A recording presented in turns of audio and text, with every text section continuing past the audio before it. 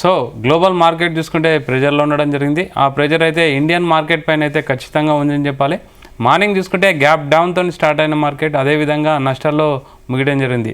ముఖ్యంగా global cues చూసుకుంటే అంటే ఐటీ సెక్టార్లో అయితే బాగా ఎక్కువ ప్రెజర్ అయితే కనిపించిందని చెప్పాలి.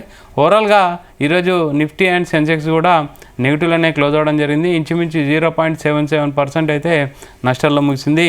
నిఫ్టీ చూసుకుంటే 167 పాయింట్లు నష్టాల్లో ముగిసింది. 25,860 ధర క్లోజ్ అయింది. అండ్ సెన్సెక్స్ చూసుకుంటే 533 పాయింట్లు నష్టాల్లో ముగిసింది. 84,679 ధర క్లోజ్ అవ్వడం జరిగింది. బ్యాంక్ నిఫ్టీ చూసుకుంటే 427 పాయింట్లు నెగిటివ్లోనే క్లోజ్ అయింది. 59,034 ధర క్లోజ్ అయింది. And small and mid cap చూసుకున్న ఇంచుమించు 0.77% అయితే నెగిటివ్లో ఉండడం జరిగింది. And compare to dollar rupee value వచ్చేసి 91కి అయితే రీచ్ అవ్వడం జరిగింది. ఆల్రెడీ లాస్ట్ వీక్ చూసుకుంటే ఆల్ టైమ్ హైకి పతనం అవ్వడం మనం అబ్జర్వ్ చేసాము రూపీ. తర్వాత ఈరోజు చూసుకుంటే 91 కూడా రీచ్ అవ్వడం జరిగింది. ఓవరాల్గా గ్లోబల్ మార్కెట్లో అయితే ప్రెషర్ ఉన్నాయి. అండ్ ఏషియన్ మార్కెట్లో యొక్క మిక్స్డ్ రియాక్షన్ కూడా మార్కెట్లో కనిపించడం జరిగింది. సో అండ్ ఎఫ్ఐఐ సెల్లింగ్స్ కూడా బాగా అబ్జర్వ్ చేయొచ్చు మనం మార్కెట్లో. తర్వాత మొత్తం మార్కెట్ పతనానికి అయితే కారణం అని చెప్పాలి. తర్వాత సెక్టార్లు చూసుకుంటే అన్ని సెక్టార్లు కూడా ఈరోజు నెగిటివ్లోనే క్లోజ్ అవ్వడం జరిగింది.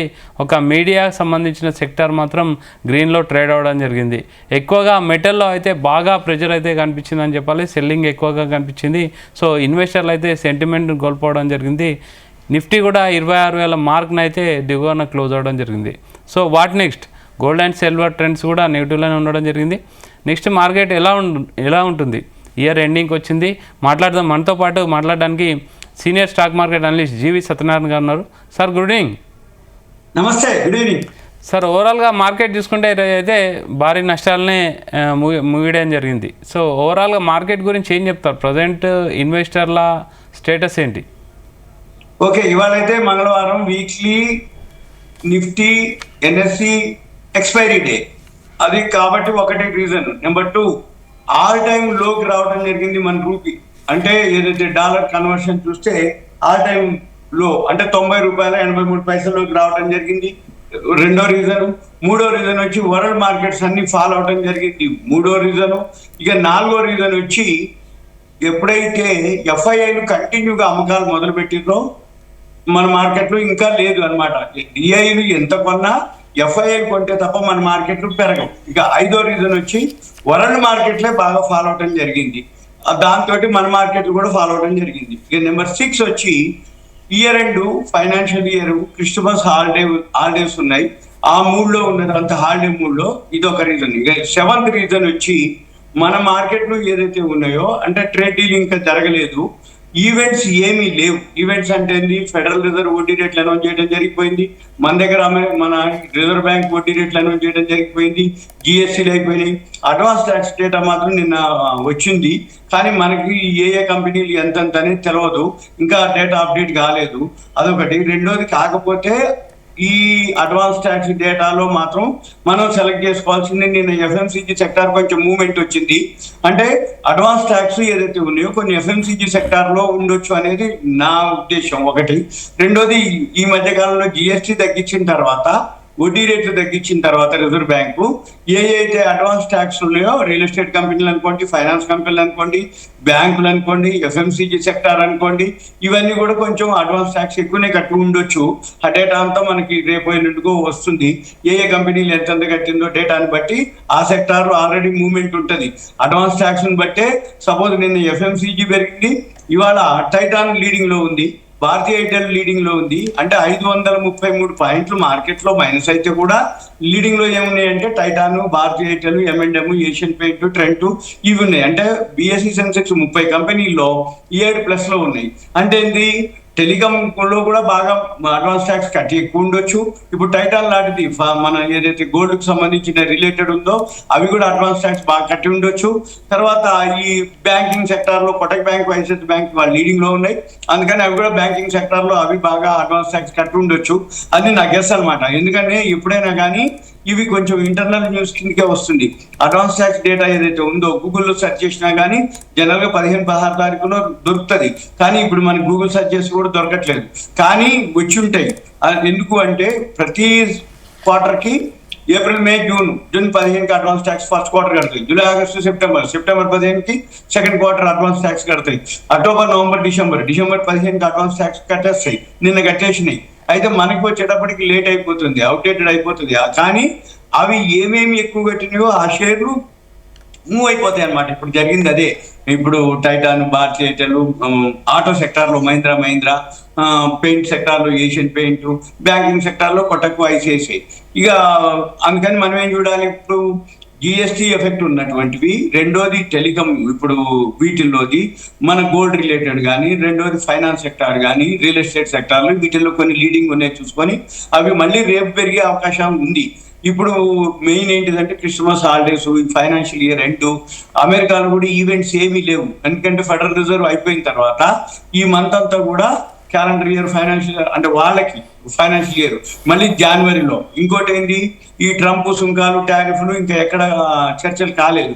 మొన్న ఒక 3 రోజుల కింద ట్రంప్, మోడీ గారు మాట్లాడడం జరిగింది. ఓకే, ఇద్దరు ఫేవర్గా ఉంది. అక్కడ ఏదో చర్చలు జరిగి ట్రేడ్ డీల్ అయిపోతుందని అనుకున్నాం. కానీ అక్కడ కూడా ఏం జరగలేదు. కాబట్టి ఇక మన పని ఏంటిదంటే సైడ్ వేస్, న్యూట్రల్, స్తబ్దత అంటారు. అంటే ఏంటి, ఇప్పుడు రేపొద్దున ఏమవుతుంది, NSC weekly settlement opening day బుధవారం, రేపొద్దున మళ్ళీ మామూలుగా ఉండొచ్చు, లేదంటే గ్యాప్ అప్ తోటి ఓపెన్ అయింది. మళ్ళీ గురువారం ఎల్లుండి వచ్చేటప్పటికి మళ్ళీ బిఎస్సి సెన్సెక్స్ వీక్లీ ఎక్స్పైరీ ఉంటుంది. మళ్ళీ అక్కడ ప్రాఫిట్ బుకింగ్ అంటారు, లేకపోతే షార్ట్ కవరింగ్ అంటారు. ఇప్పుడు జరిగింది వాళ్ళ ప్రాఫిట్ బుకింగ్ కిందనే లెక్కేస్తారు. సార్ ఇప్పుడు మనం గోల్డ్ అండ్ సిల్వర్ సైడ్ వద్దాం. గోల్డ్ అండ్ సిల్వర్ ట్రెండ్స్ కూడా కంటిన్యూగా పడిపోవడం జరిగింది. అంటే ఇన్వెస్టర్లు ఇప్పుడు గోల్డ్ అండ్ సిల్వర్ గురించి ఏ విధంగా జాగ్రత్త తీసుకోవాలి? ఆల్రెడీ బయ్యింగ్లో ఉన్నారు, మైనింగ్లో ఉన్నారు. గోల్డ్కి సంబంధించిన వాటిని ఎలాంటి జాగ్రత్తలు తీసుకోవాలి? అంటే ఇంకా పడుతుందా, లేకపోతే అనిశ్చితులు, అన్సర్టనిటీస్ అయితే బాగా కొనసాగుతున్నాయి. గోల్డ్ గురించి ఏం చెప్తారు? ఓకే, ఇవాళ అయితే గోల్డ్, సిల్వర్, కాపర్, కమోడిటీస్ అన్ని కూడా ప్రాఫిట్ బుకింగ్. ఈవెంట్స్ ఏం లేవు. ఎందుకంటే ఫెడరల్ రిజర్వ్ ఎప్పుడైతే అనౌన్స్ చేయడం జరిగిందో గోల్డ్, సిల్వర్, ఈ కమోడిటీస్ లో కాపరు అవన్నీ బాగా పెరగడం జరిగింది. పెరిగిన తర్వాత ఈ రోజు అంటే జరిగిపోయి 2-3 రోజులు గడిచిపోతుంది. కాబట్టి ఆటోమేటిక్ ఏమవుతుంది, బాగా పెరిగినప్పుడు ప్రాఫిట్ బుకింగ్ జరుగుతుంది. ఇప్పుడు సిల్వర్ ఉంది, మొన్న ఆ టైం హైక్ పోవడం జరిగింది, 2,17,000 వరకు. గోల్డ్ ఆ టైం హైక్ దగ్గరలోకి వచ్చింది. అంటే ఇప్పుడు అంటే $12 ఉన్నదల్లా మళ్ళీ ఇప్పుడు $96 కిందికి వచ్చింది. అంటే 43.98 ఆ టైం $5. ఇప్పుడు $4,300 ట్రేడ్ అవుతుంది. అంటే ఇంకా సుమారుగా ఒక 2,500-3 వేలు కనుక పెరిగితే మళ్ళీ ఆ టైం హై రీచ్ అవుతుంది గోల్డ్. అయితే ఇప్పుడు ఇవాళ మాత్రం ప్రాఫిట్ బుకింగ్ కిందనే లెక్కేసుకోవాలి, ఇది గోల్డ్, సిల్వర్ కానీ అవన్నీ. కానీ ఓవరాల్ గా ఎస్ఐపి ఇదంతా తాత్కాలికమే. ఓవరాల్ గా ఎస్ఐపీలు చేసుకునే వాళ్ళు గోల్డ్ ఇన్వెస్ట్ చేయొచ్చు, సిల్వర్ ఇన్వెస్ట్ చేయొచ్చు. కాపర్ లో కూడా కాపర్ ఈటీఎఫ్లు ఉండవు, గోల్డ్ ఈటీఎఫ్ ఉంటుంది, సిల్వర్ ఈటీఎఫ్ ఉంటుంది. వాటిల్లో ఇన్వెస్ట్ చేయొచ్చు, ఎస్ఐపిగా ఇన్వెస్ట్ చేయొచ్చు. లేదు డిజిటల్ గా వాళ్ళు ఎవరన్నా ఫిజికల్ గా కానీ డిజిటల్ ఆన్లైన్ లో 1 గ్రామ్ గోల్డ్ కొనుక్కోవచ్చు. దానికి ఏమి ఇబ్బంది లేదు. ఇవన్నీ టెంపరీ. ఎందుకంటే మీరు అన్నిటి అనిశ్చిత పరిస్థితులు ఇంకా కొనసాగుతూనే ఉన్నాయి, కొనసాగే అవకాశాలు కూడా కనబడుతూనే ఉన్నాయి. ఎక్కడికక్కడికి ఏమి జరగట్లేదు. ట్రేడ్ డీల్ అవుతున్నట్టు ఉంటుంది, ఆ ట్రేడ్ జరగట్లేదు. రష్యా ఉక్రెయిన్ వార్ అలానే ఉంది, గాజా ఇజ్రాయెల్ వార్ అలానే ఉంది, ఇంకా ఈ సుంకాలు, టారిఫ్లు అలానే ఉన్నాయి. ఇంకా ఇవన్నీ జరిగినంత వరకు ఈ గోల్డ్, సిల్వర్ పడ్డా తాత్కాలికం, పెరగటం అనేది ఖాయం. ఓకే సార్, ఓవరాల్ ఇలాంటి సిచ్యువేషన్లో మనం అంటే ఇన్వెస్టర్లు ఎలాంటి జాగ్రత్తలు తీసుకోవాలి? ఆల్రెడీ పోర్ట్ఫోలియో ఉన్నవాళ్ళు కానీ, లేకపోతే ఆల్రెడీ కొత్తగా ఎంటర్ అవ్వాలనుకున్న వాళ్ళకి ఏమైనా ఆపర్చునిటీ ఉందా? ఏది కమోడిటీస్ లోనా, ఈక్విటీలోనా? రెండిట్లో కానీ. రెండిట్లో. ఓకే, ఈక్విటీ అయితే ఇప్పుడు అడ్వాన్స్ ట్యాక్స్ డేటా ఇప్పుడు వస్తుంది.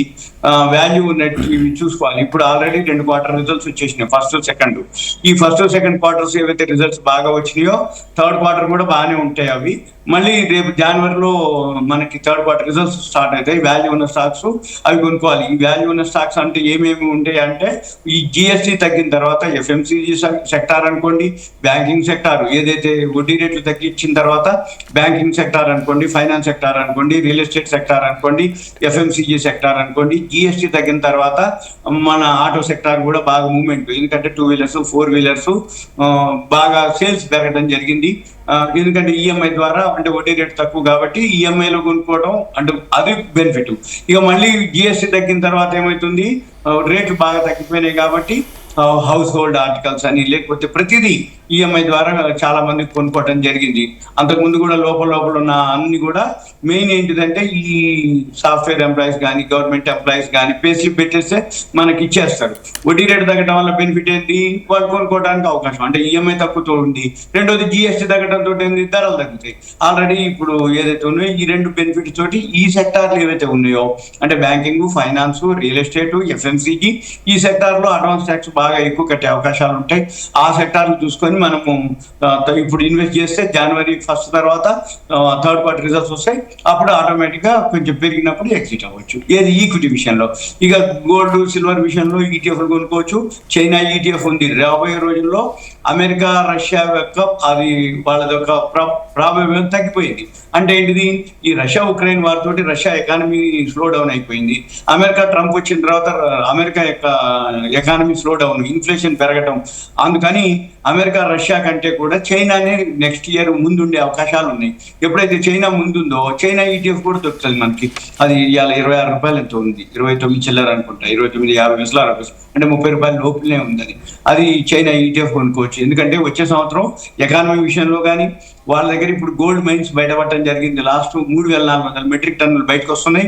అందుకని వరల్డ్ లో ఇక వాళ్ళు లీడింగ్ లోకి వెళ్తారు. అంటే వాళ్ళు ఎవరితోటి గొడవలు పెట్టుకోరు. వాళ్ళ పని అంతసేపు చైనా వాళ్ళు ఏంటి, చీప్ లో వరల్డ్ మొత్తం సప్లై చేయగలగాలి. అంటే అంత ప్రోడక్ట్ ఉంటుంది వాళ్ళ. అంటే ఒకప్పుడు వాళ్ళే ప్రపంచంలో అత్యధిక జనాభా ఉన్నారు కాబట్టి వాళ్ళు బాగా పనిచేయటం, ప్రపంచ వ్యాప్తంగా అందరికీ తక్కువలో అమ్మటం. మనం ఏం చూసినా చైనా చైనా అనేది. ఇప్పుడు మళ్ళీ మనం జనాభాలో మనం ఎక్కువ ఉన్నా కానీ ఎకానమీ విషయంలో మాత్రం చైనానే ముందు ఉంటుంది. మన వాళ్ళు జనాభా ఎక్కువ ఉన్నా కానీ మన వాళ్ళంతా అంటే బయట దేశాలకి వెళ్ళటం ఎక్కువ జరుగుతుంది. అదే చైనా వాళ్ళు వాళ్ళ దేశంలోనే ఉంటారు. వాళ్ళు ప్రపంచవ్యాప్తంగా వాళ్ళ అంటే ఇప్పుడు గోల్డ్ మైన్స్ బయటపడటం తోటి వాళ్ళు ఎవరితోటి ఎటువంటి గొడవలు ఉండవు కాబట్టి వాళ్ళు బిజినెస్ మెంటాలిటీ కాబట్టి రాబోయే రోజుల్లో చైనానే ముందుండే అవకాశాలు ఉంది ఎకానమీ విషయంలో. కాబట్టి చైనా ఈటీఎఫ్ కూడా బాగా పెరిగే అవకాశాలు ఉన్నాయి నెక్స్ట్ ఇయర్ కి. ఓకే, చైన్ ఈటీఎఫ్ పెరుగుతుంది. గోల్డ్ ఈటీఎఫ్ ఎస్ఐపి చేసుకోవచ్చు. సిల్వర్ ఈటీఎఫ్ ఎస్ఐపి అంటే సిస్టమేటిక్ గా మంత్లీ కొంత ఇన్వెస్ట్ చేయొచ్చు. మళ్ళీ వీటితోటి మనం ఏదైతే ఉందో కాపర్ మళ్ళీ నెక్స్ట్ కూడా దాని మీద కూడా కొంచెం దృష్టి పెడితే కాపర్ రాబోయే రోజుల్లో ఏదో వారం రోజులు 10 రోజులు అనుకోవద్దు. కాపర్ లో ఎవరైతే ఎంటర్ అవుతారో తగినప్పుడల్లా కొనుక్కుంటూ దాన్ని ఎస్ఐపి కనుక ఆ షేర్లు అనుకోండి, కాపర్ ఏదైతే ఫిజికల్ కూడా దొరుకుతాయి బయట, ప్లేట్ దొరుకుతాయి, కాపర్ బార్లు కూడా దొరుకుతాయి. అవి ఒకవేళ ఎవరన్నా ఉంటే అవి కూడా కొనుక్కొని కనుక ఒక 1 ఇయర్ కనుక ఉండగలిగితే మంచి రిటర్న్స్ వస్తాయి copper. Okay sir, thank you very much sir. So ఇది వాటి market updates. Keep watching Zee Telugu news.